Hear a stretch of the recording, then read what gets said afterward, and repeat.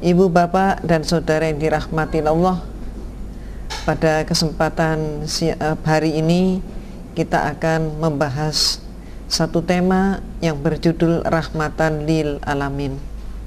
Insya Allah ibu dan bapak seluruhnya banyak yang sudah mengenal saya, yang seringkali saya disebut sebagai mantan kafir. Dan disebut dengan istilah mantan kafir, saya katakan alhamdulillah. Sebab apa? Sebab mantan kafir itu adalah orang yang mendapatkan hidayah Allah. Tapi kalau disebut mantan santri, mantan ustadz, mantan kiai, naudzubillah, karena dia bukan mendapatkan hidayah Allah, tapi sebaliknya mendapatkan laknat Allah. Sering timbul pertanyaan, mengapa saya mampu menjadi seorang muslimah?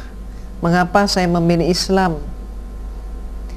Ada beberapa hal prinsip yang mengubah kehidupan saya, menghantar saya kepada hidayah Allah. Yang pertama yaitu tentang masalah tauhid.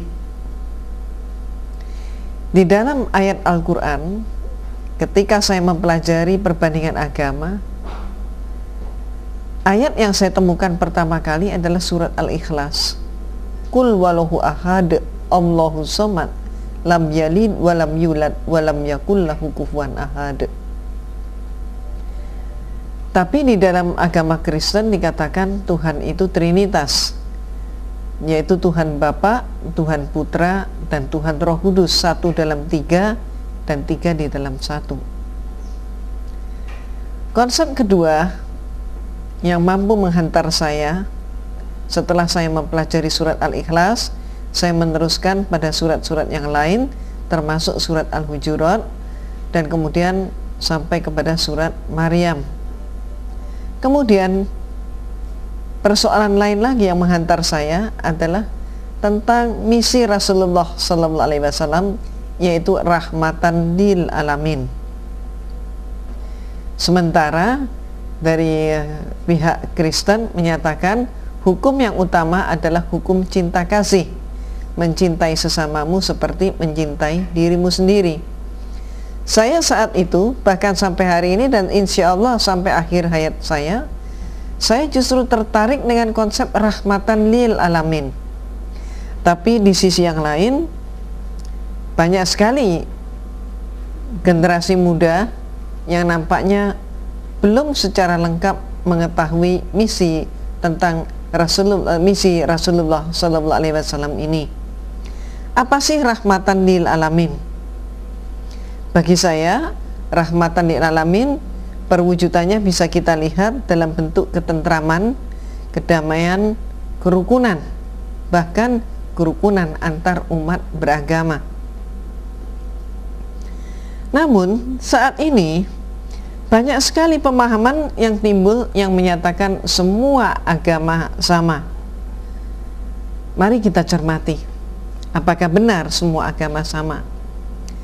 Saya contohkan diri saya, kalau semua agama sama, saya tidak akan tinggalkan agama saya yang dahulu. Untuk apa saya tinggalkan agama saya yang dahulu kalau semua agama sama? Berikutnya, kalau semua agama sama, barangkali dalam satu minggu kita masuk ke masjid, tapi minggu depannya kita masuk ke gereja, minggu depannya lagi masuk ke wihara, dan minggu depannya lagi kita masuk ke pura. Kenapa? Karena semua agama sama. Lebih lanjut lagi, kalau dikatakan semua agama sama, maka kitab-kitab sucinya juga sama. Coba kita tengok, apakah sama kitab suci Al-Quran dengan kitab yang lain? Dalam pengalaman hidup saya, mari kita perbandingkan, kita lihat dengan teliti, apakah sama antara kitab suci Al-Quran dengan Bible. Kalau sama, maka ayat-ayatnya pun sama. Mari kita buktikan bagaimana tentang pedoman dakwah Islam berbanding dengan pedoman dakwah Kristen. Apakah sama pedoman dakwah Islam dengan pedoman dakwah Kristen? Ibu, bapak, dan saudara yang dirahmati Allah, maka coba kita lihat di dalam surat Al-Baqarah ayat 256. Allah berfirman, La ikraha fiddin. Tidak ada paksaan untuk memasuki agama Islam. Dan Itu sebabnya kita ketahui seluruh dunia, dimanapun umat Islam berada, dari abad manapun, tidak pernah terjadi umat Islam memaksa orang yang bukan Islam untuk mengucapkan 2 kalimat syahadat. Demikian pula surat Al-Kafirun ayat 6. Lakum dinukum waliyadin. Untukmulah agamamu dan untukkulah agamaku. Perwujudannya, penjabaran daripada ayat ini antara lain, umat Islam tidak pernah memaksakan orang lain untuk mengikuti misalnya acara-acara yang dilakukan oleh umat Islam, Maulid Nabi misalnya. Kita tidak pernah mengajak orang lain ataupun meminta dukungan orang lain untuk menyelenggarakan acara itu. Kenapa? Karena lakum dinukum waliyadin. Untukmulah agamamu dan untukku agamaku. Demikian pula umat Islam tidak pernah melarang orang Kristen untuk masuk ke gereja. Umat Islam tidak pernah melarang orang Hindu untuk ke pura, dan tidak pernah melarang orang Buddha untuk ke wihara. Kenapa? Lakum dinukum waliyadin. Untukmulah agamamu dan untukkulah agamaku. 2 ayat yang saya angkat ini adalah pedoman dakwah Islam, di samping masih banyak ayat-ayat yang lain. Nah, pertanyaannya, apakah kedua ayat tersebut ada di dalam kitab-kitab yang lain? Ternyata tidak ada. Bagaimana yang ada di dalam Bible? Ayat yang ada di dalam Bible saya kemukakan ada contohnya 3 ayat. Yang pertama yaitu Matius 15 ayat 24. Di situ dikatakan, maka jawab Yesus katanya, tiadalah aku disuruhkan kepada yang lain, hanya kepada domba yang sesat dari antara Bani Israel. Dan kemudian yang perlu kita cermati di sini istilah domba yang sesat. Siapa yang dimaksud dengan domba yang sesat? Ternyata menurut definisi gereja, domba yang sesat itu siapapun orangnya yang tidak mengakui bahwa Yesus sebagai Tuhan, dia dimasukkan dalam golongan domba yang sesat. Maka siapa saja yang tidak mengakui Yesus, termasuk diantaranya adalah tidak mengakui Yesus sebagai Tuhan, diantaranya adalah umat Islam, umat Hindu, umat Buddha, dan siapapun orangnya yang tidak mengakui Yesus sebagai Tuhan, dia adalah dianggap sebagai domba yang sesat. Maka Injil Markus pasal 16 ayat 15 menyatakan, domba yang sesat inilah yang dicari ke seluruh dunia. Untuk apa? Untuk diinjili. Dan ayatnya berbunyi, lalu ia berkata kepada mereka, pergilah ke seluruh dunia, beritakanlah Injil kepada segala makhluk. Maka untuk jelasnya lagi kita simak dalam Injil Matius pasal 28 ayat 19, dikatakan, karena itu pergilah, jadikanlah semua bangsa muridku dan baptislah mereka dalam nama Bapa, Anak, dan Roh Kudus. Jadi perintah apakah ini? Samakah semua agama? Kalau dalam Islam la ikraha fiddin dan lakum dinukum waliyadin, tapi di sini adalah perintah untuk mengkristenkan seluruh dunia, termasuk perintah untuk mengkristenkan orang Islam di Indonesia. Samakah semua agama? Ternyata tidak sama. Samakah antara Bible dengan Al-Quran? Ternyata tidak sama. Ibu, bapak, dan saudara yang dirahmati Allah, itu tadi ayat-ayatnya untuk kristenisasi. Sekarang mari kita simak lebih lanjut. Ayatnya berbunyi seperti demikian yang baru kita saksikan. Ternyata tidak hanya ada ayat saja di dalam Bible, tapi ayat tersebut ditindaklanjuti dalam bentuk instruksi-instruksi. Dan berikut ini bisa kita saksikan bersama instruksi yang kristenisasi yang dilaksanakan oleh Paus. Paus adalah pemimpin tertinggi gereja Katolik. Maka Paus menyatakan ada sebuah fatwa gereja yang disebut Redemptori Missio yang berisikan perintah kristenisasi terhadap semua bagian dunia, termasuk negeri-negeri di mana hukum Islam melarang perpindahan agama. Ini adalah perintah yang diberikan atau instruksi yang dikeluarkan oleh Paus untuk umat Katolik. Ternyata tidak hanya umat Katolik yang mempunyai instruksi dari pimpinan gereja. Ada juga instruksi kristenisasi di kalangan kaum Protestan. Hal itu bisa kita lihat dari buku sejarah gereja yang ditulis oleh Dr. Berkhof, di mana disebutkan boleh kita simpulkan bahwa Indonesia adalah suatu daerah pekabaran Injil yang diberkati Tuhan dengan hasil yang indah dan besar atas penaburan bibit firman Tuhan. Kaum muslimin yang besar yang merupakan benteng agama yang sukar sekali dikalahkan oleh pahlawan-pahlawan Injil. Apalagi bukan hanya rakyat jelata, lapisan bawah yang harus ditaklukkan oleh Kristus, tapi juga dan terutama pada pimpinan masyarakat, kaum cendekiawan, dan golongan atas dan tengah.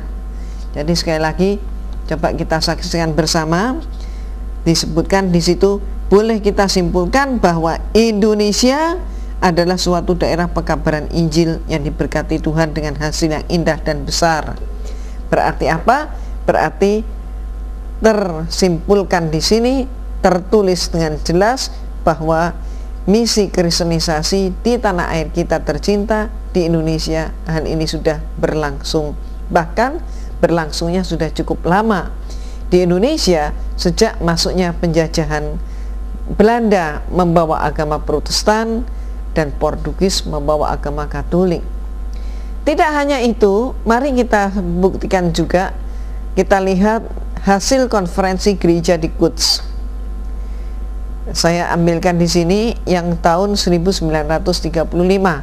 Quds itu di mana? Quds itu di Yerusalem. Seorang tokoh yang bernama Samuel Zwemer, maka dia menyatakan, misi utama kita bukan menghancurkan kaum muslim. Sebagai seorang Kristen, tujuan kalian adalah mempersiapkan generasi baru yang jauh dari Islam. Apa maksudnya generasi baru yang jauh dari Islam?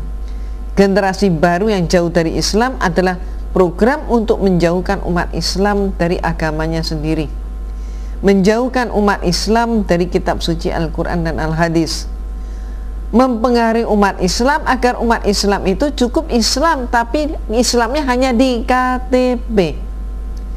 Jadi disebutkan di sini generasi yang sesuai dengan kehendak kaum penjajah, generasi malas yang hanya mengejar kepuasan hawa nafsu. Ibu, bapak, dan saudara, ayatnya sudah saya tunjukkan. Instruksi gereja baik dari Katolik maupun Protestan juga sudah saya tunjukkan, dan demikian pula saya lengkapi dengan hasil konferensi gereja di Quds.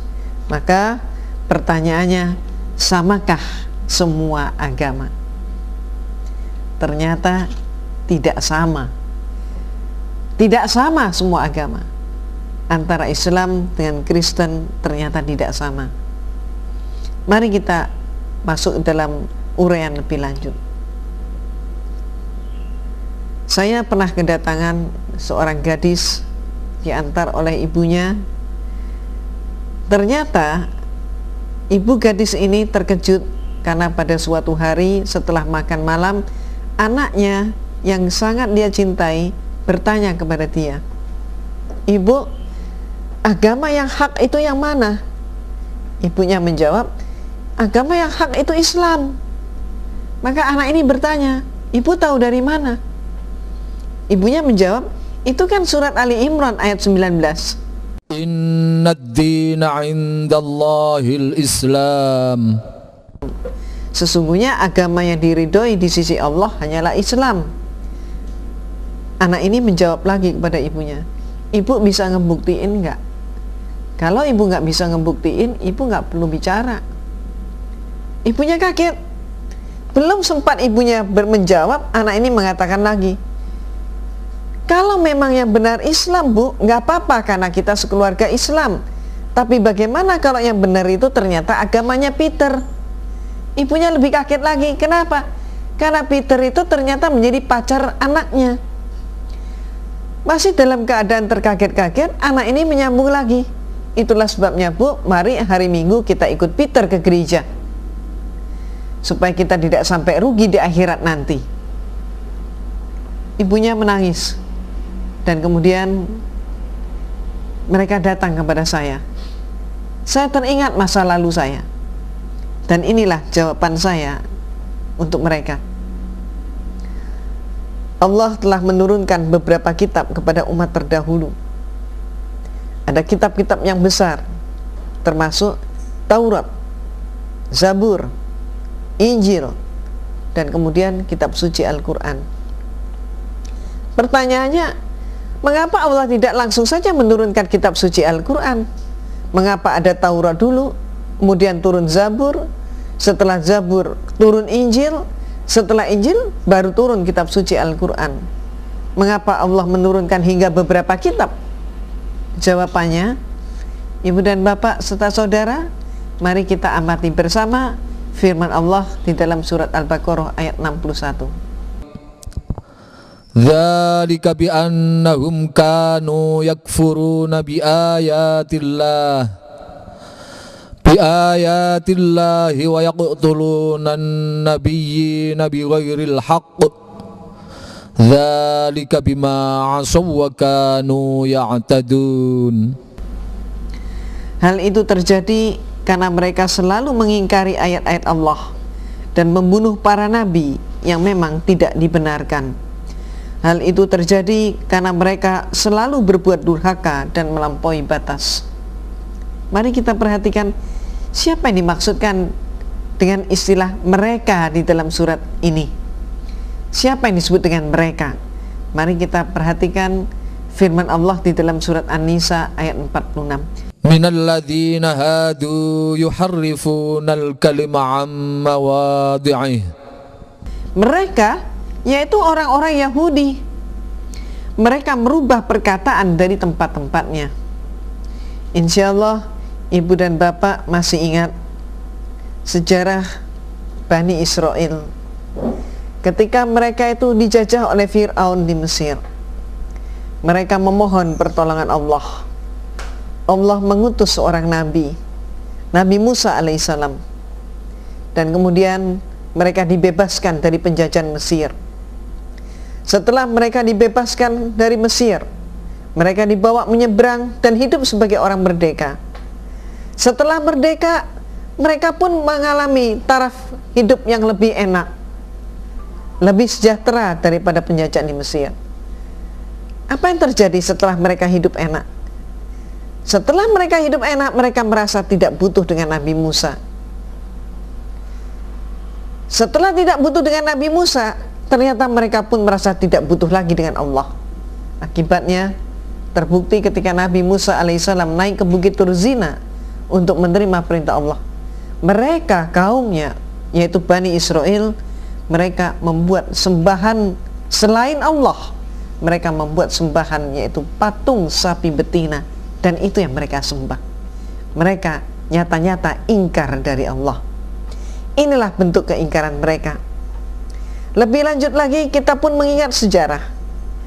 Kitab Taurat dimusnahkan pada zaman kekuasaan Nebukadnezar. Dan 80 tahun berikutnya, setelah dimusnahkan, ada seorang pendeta Yahudi namanya Ezra, diperintahkan oleh penguasa saat itu, yaitu Raja Sirus.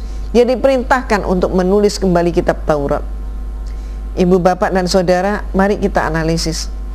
Andai kata Ezra ketika diperintah menulis Taurat umurnya 40 tahun, apa artinya? Artinya 40 tahun sebelum Ezra lahir, kitab Taurat itu sudah musnah. Maka coba kita analisis, dari mana sumber penulisan Ezra itu? Ternyata sumber penulisan Ezra itu adalah dari cerita-cerita atau dongeng-dongeng yang berkembang di masyarakat pada masa ayahnya, periode ayahnya, dan periode kakeknya. Dongeng-dongeng inilah yang ditulis. Dan kemudian setelah ditulis, giliran kemudian para pendeta Yahudi melihat tulisan Ezra yang disebut Taurat itu, maka pendeta-pendeta Yahudi pun segera menyimpulkan tulisan ini kurang atau tidak sempurna. Akibatnya apa? Akibatnya kemudian para pendeta senior menulis lampiran-lampiran untuk Taurat yang disebut asfar. Di dalam Bible bisa kita dapatkan disebut sebagai kitab raja-raja. Terkumpul sebanyak 34 kitab yang ditulis sepanjang 2 abad. Maka 34 kitab inilah kemudian ikut dimasukkan di dalam Bible, jadi dimasukkan karangan Ezra, kemudian ditambah lagi dengan 34 kitab, 34 surat karangan para pendeta, dan ini kemudian masuk di dalam Bible yang disebut sebagai kitab suci. Ibu, bapak, dan saudara yang dirahmati Allah, itulah keingkaran-keingkaran seperti itulah maka turun kitab berikutnya, yaitu Zabur. Saya, kalau diinginkan, saya hanya butuh waktu 2 menit untuk menyatakan, untuk membuktikan bahwa menurut Bible sendiri, kitab Taurat yang ditulis di dalam Bible ternyata bukan firman Allah kepada Nabi Musa. Informasi itu saya dapat dari Bible sendiri. Bagaimana membuktikannya? Mari kita lihat bersama di dalam Bible, yaitu kitab Ulangan pasal 34 ayat 5 sampai dengan ayat 8. Ayatnya sebagai berikut. Lalu matilah Musa, hamba Tuhan itu, di sana di tanah Moab sesuai dengan firman Tuhan, dan dikuburkannyalah dia di suatu lembah di tanah Moab di tentangan Bet Peor, dan tidak ada orang yang tahu kuburnya sampai hari ini. Musa berumur 120 tahun ketika ia mati. Matanya belum kabur dan kekuatannya belum hilang. Orang Israel menangisi Musa di dataran Moab 30 hari lamanya. Maka berakhirlah hari-hari tangis perkabungan atas Musa itu. Pertanyaan saya, siapa yang menulis kitab ini? Musa atau orang lain? Orang lain. Mengapa disebutkan orang lain? Mengapa dijawab orang lain? Karena benar sekali, karena di sini dikatakan Musa berumur 120 tahun ketika ia mati. Bagaimana mungkin orang yang sudah mati masih bisa berbicara, dan bagaimana mungkin orang yang mati masih menulis? Maka hanya dalam waktu 2 menit saya mampu membuktikan bahwa menurut Bible sendiri, kitab Taurat yang ada di dalam Bible ini bukan firman Allah kepada Nabi Musa alaihissalam. Pertanyaan lagi, samakah semua agama? Samakah antara Bible dengan Al-Quran? Ternyata tidak sama. Maka Allah, karena kepalsuan-kepalsuan seperti itu, menurunkan kitab berikutnya, yaitu kitab Zabur. Maka mari kita telaah kembali firman Allah di dalam surat Al-Maidah ayat 46. Mengapa? Karena setelah turun kitab Zabur, akhlak Bani Israel tidak pernah berubah. Mereka hanya berubah sementara. Ketika mereka itu susah, mereka ingat Allah. Tapi ketika mereka senang, mereka ingkar kepada Allah. Maka coba kita simak bersama firman Allah di dalam surat Al-Maidah ayat 46. وَقَفَّيْنَا عَلَىٰ آثَارِهِمْ بِعِيسَى ابْنِ مَرْيَمَ مُصَدِّقًا لِمَا بَيْنَ يَدَيْهِ مِنَ التَّوْرَاةِ وَآتَيْنَاهُ الْإِنْجِيلَ فِيهِ هُدًى وَنُورٌ وَمُصَدِّقًا لِمَا بَيْنَ يَدَيْهِ مِنَ التَّوْرَاةِ وَهُدًى وَمَوْعِظَةً لِلْمُتَّقِينَ. Dan kami iringkan jejak mereka, nabi-nabi Bani Israel, dengan Isa putra Maryam, membenarkan kitab yang sebelumnya, yaitu Taurat. Dan kami telah memberikan kepadanya kitab Injil, sedang di dalamnya ada petunjuk dan cahaya yang menerangi, dan membenarkan kitab yang sebelumnya, yaitu kitab Taurat, dan menjadi petunjuk serta pengajaran untuk orang-orang yang bertakwa. Ibu dan bapak yang dirahmati Allah, maka di sini ada pengulangan ayat-ayat. Kalau dalam sebuah ayat ada pengulangan kalimat, maka marilah kita cermati bersama, karena ada sesuatu yang sangat penting di sana. Contohnya pada surat Al-Maidah ayat 46 ada pengulangan, yaitu membenarkan kitab yang sebelumnya, yaitu Taurat. Membenarkan kitab yang sebelumnya, yaitu Taurat. Apa yang dimaksudkan? Apa sinonim kata membenarkan? Membenarkan sinonimnya membetulkan, memperbaiki. Kenapa dibenarkan? Karena ada yang tidak benar. Kenapa diperbaiki? Karena ada yang tidak baik. Maka lebih lanjut lagi, kita mengingat juga kitab suci Al-Quran adalah Al-Furqan, kitab yang membedakan mana yang hak dan mana yang batil. Di dalam Injil, di dalam Bible terdapat Injil. Di dalam Injil ini ternyata ucapan Nabi Isa alaihissalam masih ada, walaupun sisanya hanya 18% saja. Di antara yang 18% itulah Matius pasal 5 ayat 17 yang bunyinya, janganlah kamu menyangka bahwa aku datang untuk meniadakan hukum Taurat atau kitab para nabi. Aku datang bukan untuk meniadakannya, melainkan untuk menggenapinya. Apa sinonim kata meniadakan? Meniadakan, menghapuskan, melenyapkan. Mengapa disebut meniadakan? Meniadakan apa artinya? Meniadakan artinya membuat tidak ada, menghapuskan, membuat jadi terhapus, memusnahkan, membuat jadi musnah. Maka Nabi Isa alaihissalam menyatakan, jangan kamu menyangka bahwa aku datang untuk membuat Taurat tidak ada atau menghapus Taurat. Kata Nabi Isa, aku datang bukan untuk menghapus, bukan untuk menghilangkan Taurat, tetapi untuk menggenapi. Apa arti kata menggenapi? Menggenapi, membuat jadi genap, mengutuhkan kembali. Maka ibu dan bapak yang dirahmati Allah, dengan ayat tersebut berarti Nabi Isa tunduk pada hukum Taurat. Dan Nabi Isa pun menyatakan dia tidak membawa ajaran yang baru. Ajaran yang dia bawa adalah ajaran para nabi terdahulu. Dan kemudian statement berikutnya dia menyatakan dia justru membuat Taurat menjadi utuh kembali. Mari kita lihat, kita telaah bagaimana Nabi Isa. Apakah memang benar sesuai dengan ucapannya bahwa Nabi Isa itu tunduk pada hukum Taurat? Coba kita buktikan. Di dalam kitab Kejadian pasal 17 ayat 10, maka dikatakan setiap laki-laki dari antara kamu harus disunat. Nah, sekarang kita lihat apakah Nabi Isa alaihissalam itu disunat. Maka kita lihat di dalam kitab Kejadian, sebelumnya kita lihat dahulu dalam kitab Kejadian pasal 17 ayat 14. Bagaimana kalau ada laki-laki yang tidak disunat? Ternyata pada Kejadian pasal 17 ayat 14 dikatakan laki-laki yang tidak disunat, orang yang tidak disunat harus dilenyapkan. Bagaimana cara melenyapkannya? Cara melenyapkannya adalah dibunuh dengan cara dirajam. Ini sudah terjadi sejak zaman Nabi Ibrahim alaihissalam. Dan apakah Nabi Isa disunat? Kita lihat Injil Lukas pasal 2 ayat 21. Ternyata di situ terungkap Nabi Isa alaihissalam ketika genap 8 hari maka ia pun disunat. Ternyata Nabi Isa disunat. Ibu dan bapak, pertanyaannya sekarang coba kita lihat, Nabi Isa itu disunat.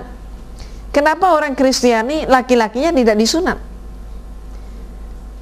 Maaf, kalau ada laki-laki Kristen yang disunat, maka dia disunat bukan karena syariat, tapi dia menyunatkan diri karena alasan kesehatan. Mengapa kita bertanya seperti ini?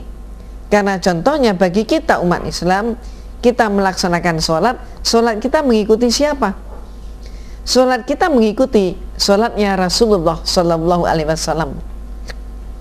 Kita puasa kita ikut siapa?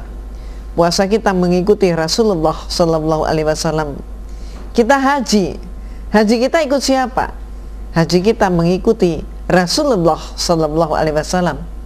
Nabi Isa disunat, dihitan. Kenapa orang Kristen tidak hitan?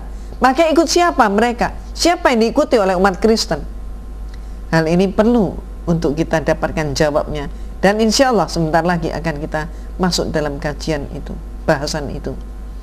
Ibu dan bapak yang dirahmati Allah, lebih lanjut lagi, Nabi Isa pun mengharamkan babi, darah, bangkai, bahkan homer, sama seperti kita umat Islam.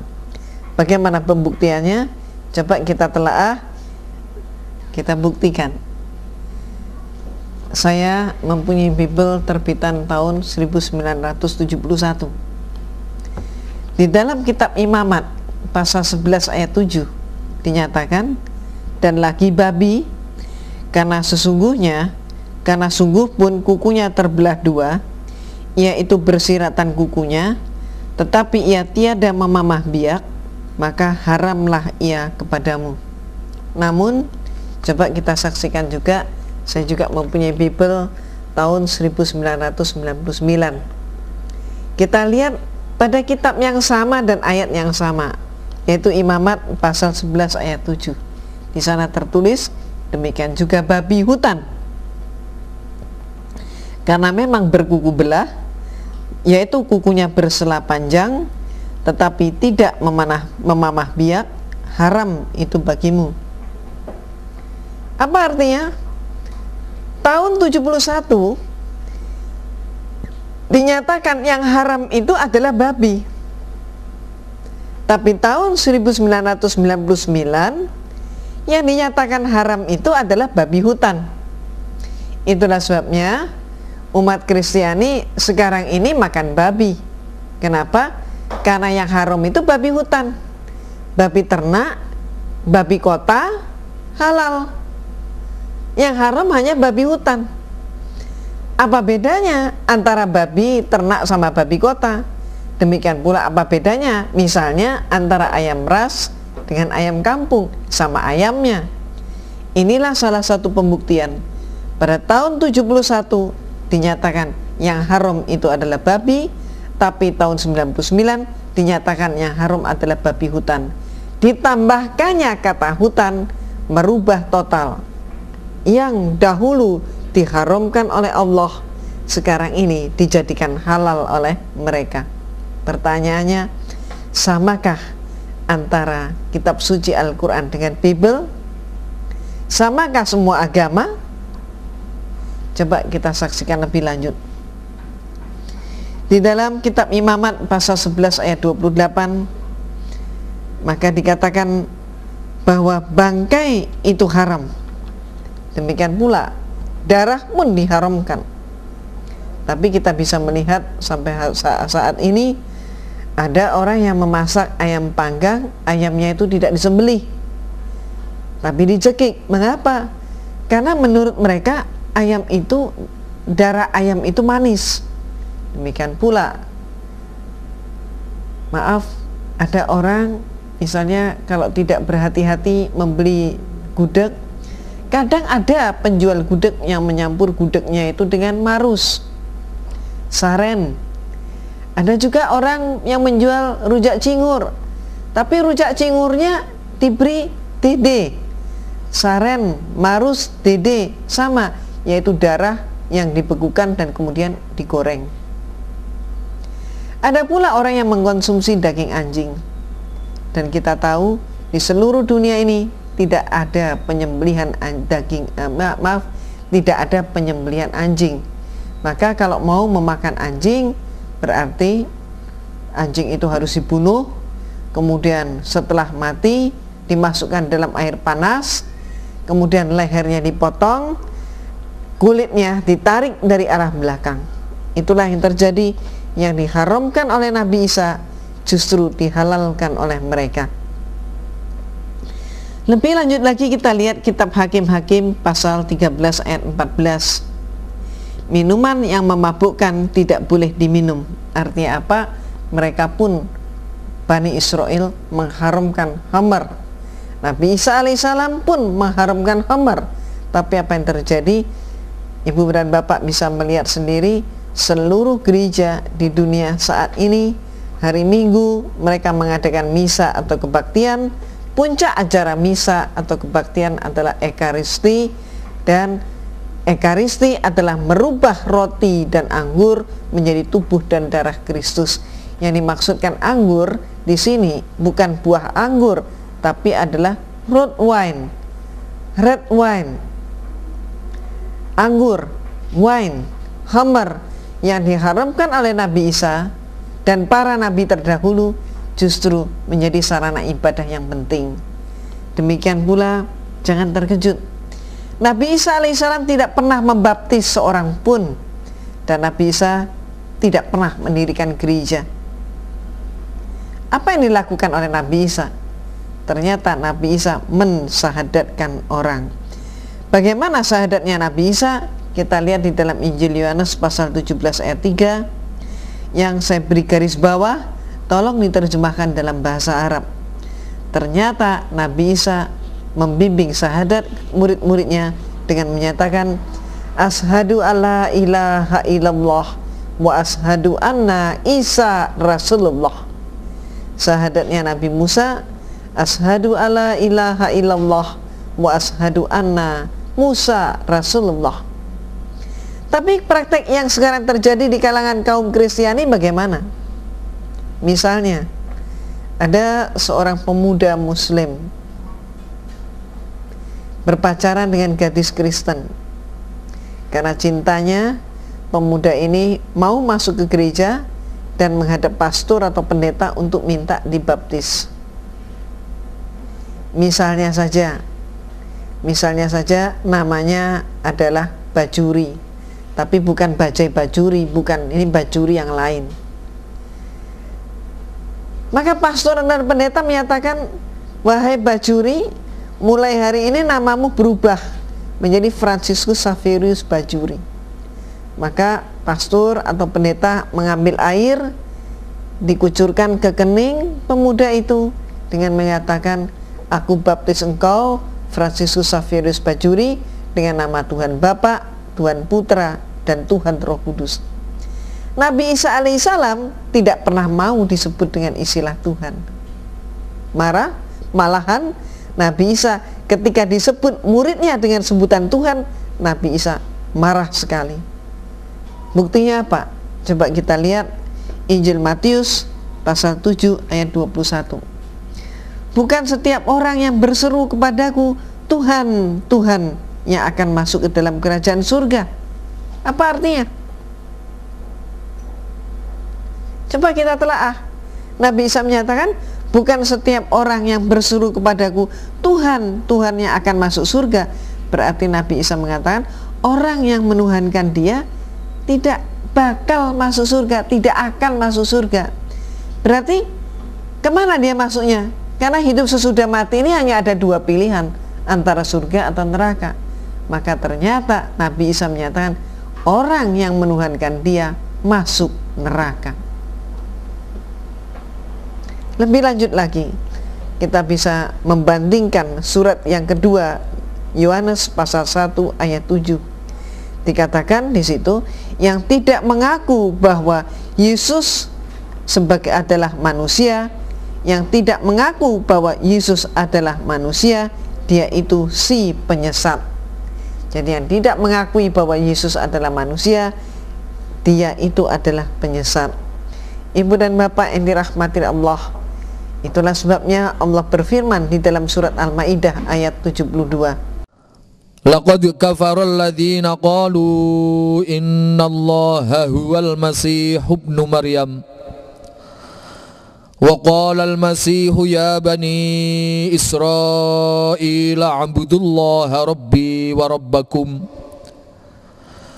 innahu man yushrik billahi faqad harramallahu alaihi al-jannah wa ma'wahu an-nar wa ma lidh-dhalimina min ansar.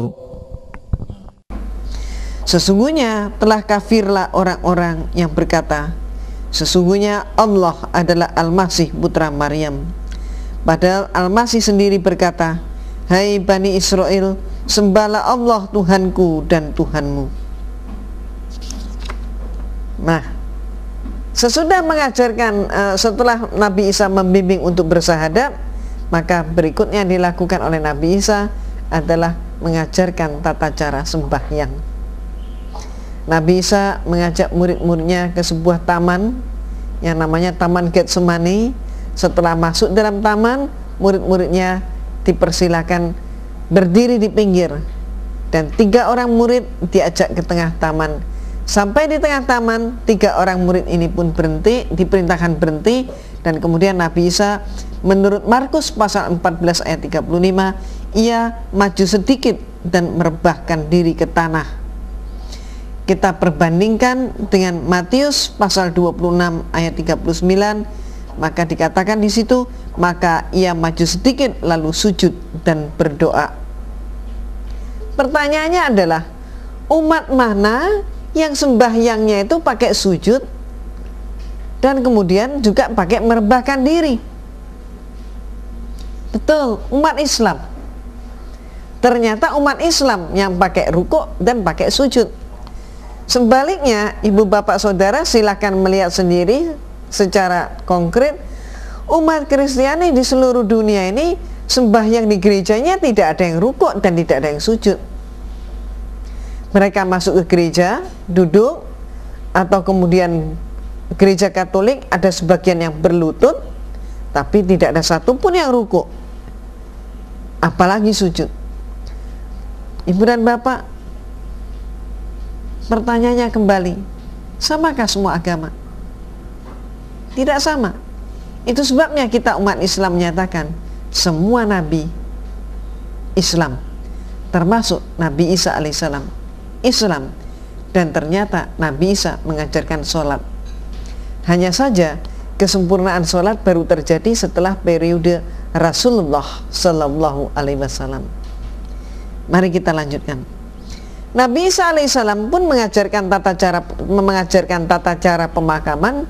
Bahkan Nabi Isa dimakamkan dengan menggunakan kain kafan.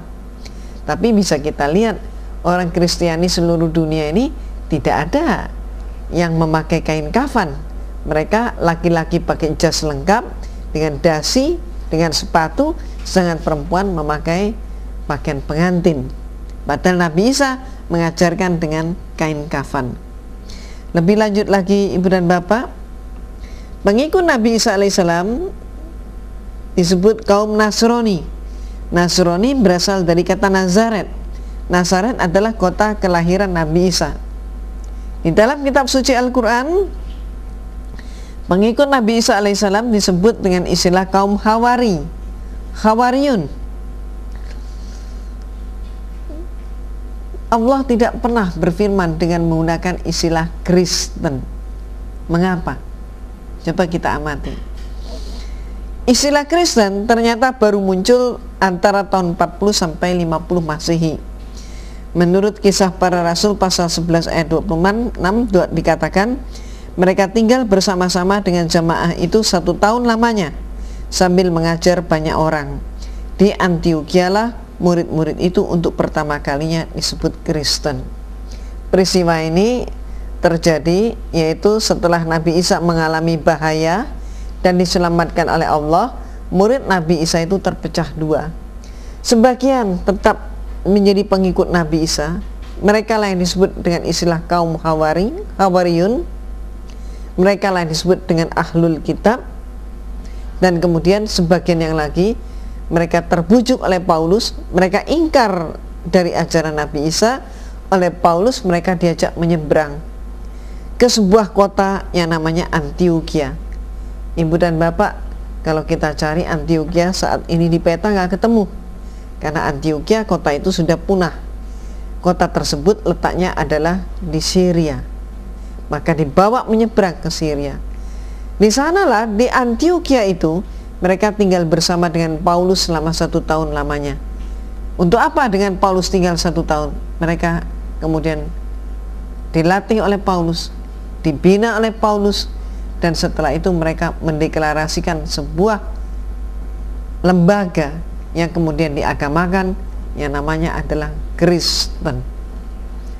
Maka ternyata ajaran Kristen justru menentang hukum Taurat. Nabi Isa menggenapi Taurat, tapi Kristen justru menentang Taurat. Apa pembuktiannya? Pembuktiannya dalam kitab Roma pasal 7 ayat 4 dikatakan, kamu juga telah mati bagi hukum Taurat. Kitab Roma pasal 7 ayat 6 dikatakan, kamu telah dibebaskan dari hukum Taurat. Sehingga orang Kristen saat ini makan babi contohnya. Kenapa? Karena Paulus lah yang menyatakan bahwa Taurat itu sudah tidak berlaku lagi. Sehingga inilah yang terjadi sekarang. Seluruh umat Kristiani di dunia ini tidak mengikuti ajaran Nabi Isa. Mereka pun tidak disunat, mereka tidak khitan. Kenapa? karena yang membatalkan Taurat adalah Paulus. Mereka bukan pengikut Nabi Isa. Umat Kristiani bukan pengikut Nabi Isa, tapi mereka adalah pengikut Paulus. Maka mereka tidak dikatakan sebagai Yesusisme, tapi mereka disebut sebagai Paulinisme. Ibu dan bapak yang dirahmati Allah, seringkali karena baurnya istilah atau karena dianggap sama antara Nasrani dengan Kristen, juga dianggap sama dengan ahli kitab. Ada orang yang menyatakan Nasrani adalah ahli kitab, Kristen adalah Nasrani. Pembauran seperti ini tidak membedakan mana Nasrani, mana Kristen, membawa dampak yang panjang, termasuk di dalam menghayati firman Allah surat Al-Maidah ayat 5, di mana dinyatakan dan wanita halal menikah dengan wanita ahli kitab. Kalau ahli kitab itu dikatakan Nasrani dan ahli kitab juga dikatakan Kristen, akibatnya laki-laki muslim pemahaman dalam ayat ini boleh menikah dengan wanita Kristen. Tapi bagaimana dengan firman Allah di dalam surat An-Nur ayat 3? Dikatakan, firman Allah menyatakan perempuan yang musyrik dan laki-laki yang musyrik diharamkan atas orang-orang mukmin. Nah, siapa yang disebut orang musyrik? Perbuatan syirik adalah perbuatan mempersekutukan Allah. Orang musyrik adalah antara lain orang yang menyatakan Allah itu satu, tapi pribadinya tiga, Tuhan Bapa, Tuhan Putra, dan Tuhan Roh Kudus. Maka jelasnya bagaimana? Jelasnya di dalam surat Al-Baqarah ayat 221, Allah berfirman, dan janganlah kamu nikahi wanita-wanita musyrik, dan janganlah kamu menikahkan orang-orang musyrik sebelum mereka beriman. Maka itulah pentingnya kita untuk membedakan mana yang disebut Nasrani, mana yang disebut Kristen. Kenapa? Karena sekali lagi, kalau kita tidak paham benar siapa yang Nasrani, siapa yang Kristen, maka semuanya akan dibuat sama dan berakibat panjang. Antara lain terhadap hadis Rasulullah SAW yang menyatakan persahabatan yang terdekat yaitu antara Rasulullah dengan kaum Nasrani, tapi sekali lagi bukan dengan kaum Kristen. Ibu dan bapak, samakah semua agama? Ternyata tidak sama. Agama yang hak di sisi Allah hanya satu, yaitu Islam. Dan berbahagialah kita umat Islam, umat yang menjadi pilihan Allah. Berbahagialah kita yang telah diberi nikmat yang paling mulia, nikmat Islam, nikmat iman, dan tidak ada duanya. Alhamdulillah, mari kita mensyukuri nikmat Allah dengan semakin memperbanyak amal dan ibadah kita, semakin mendekatkan diri kepada Allah. Insya Allah ini yang dapat saya berikan saat ini. Atas segala kekurangannya mohon maaf. Billahi taufik wal hidayah. Wassalamualaikum warahmatullahi wabarakatuh.